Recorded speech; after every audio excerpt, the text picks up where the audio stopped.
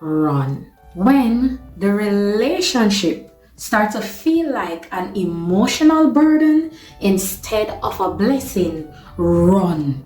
Run. It is time to run. Another reason to run, when this man keeps showing you repeated red flags. Lying. He lies to you.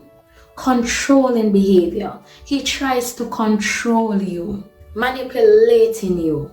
Playing mind games.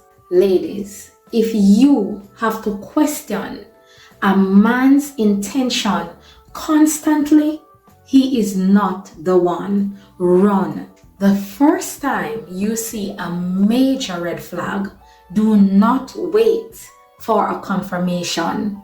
This is the time for you to run. Ladies, I do know that you have stories, so I want you to tell me those stories in the comments. When was the moment that you realized that it was time to run? What was the biggest red flag that you ignored before finally leaving? Let us talk about it. Leave the comments in the comment section.